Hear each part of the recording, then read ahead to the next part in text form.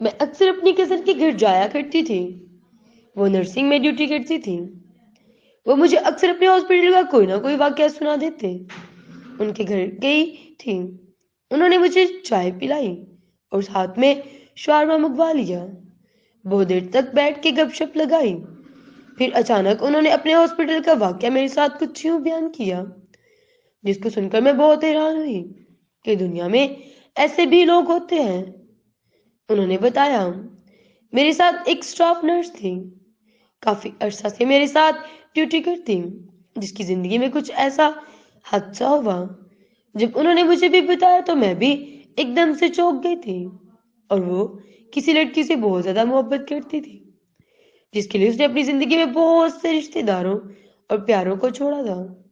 جب اس نے اپنے والدین سے بات کی کہ میں نے اس لڑکی سے شادی کرنی تھی، تو اس کے گھر والوں نے خوشی خوشی سے رشتہ کر دیا، کیونکہ وہ لڑکا اپنے گھر میں امیر ترین و خوبصورت تھا۔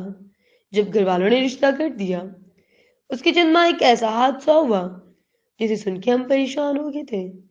ایک فیکٹری ہاتھ سے میں آگ لگنے کی وجہ سے جل گیا تھا۔ جلنے کی وجہ اس کے ایک ٹانگ اور دونوں بازو کٹ کے تھے۔ لڑکی کے گھر والے بھی بہت پریشان تھے۔ جب لڑکی کے گھر والوں تک یہ بات پہنچی تو انہوں نے اس رشتے سے انکار کر دیا۔ لڑکی اس سے بہت محبت کرتی تھی۔ اس نے اپنے والدین سے کہا، کچھ بھی ہو جائے مجھے شادی اس لڑکی سے کرنی ہے۔ اس کے گھر والے اس کا ساتھ نہ دیا۔ اس نے لڑکی کے والدین سے بات کر کے آسم سے نکاح کر لیا۔ اس نے دیکھا کہ اس کے بازو ایک ٹانگ نہیں تھی، اور لڑکی کے گھر والے بہت حیران تھے کہ ہمارے بیٹے کے ساتھ یہ پھر بھی شادی کرنے کے لیے تیار تھی۔ لڑکی کو اپنے خدا پر بھروسہ تھا، وہ دن رات اس کا خیال رکھتی، اور چند مہینوں کے اندر بالکل ٹھیک ہو گئے تھے۔ لڑکی کے گھر والے ان کو بہت سپورٹ کرتے تھے۔ لڑکی نے اپنے اور آسم کے نام ایک چینل بنا لیا تھا۔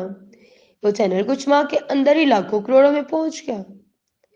آج وہ گھر بیٹھے لاکھوں کما رہے تھے، اپنی زندگی کو بہت اچھے اور خوبصورت طریقے سے گزار رہے تھے۔ اس لیے ہمیں یہ سیکھنے کو ملتا ہے کہ کبھی بھی کسی کو کمزور یا لاچار سمجھ کے چھوڑا نہ جائے، کیونکہ جو ہمارے نصیب میں ہوتا ہے وہ خدا ہمیں ہر جگہ سے دے دیتا ہے۔ خدا پہ بھروسہ تھا تو اس لڑکی نے سب کچھ پا لیا، اور اپنے رب سے یہ سچی محبت تھی۔ اللہ حافظ۔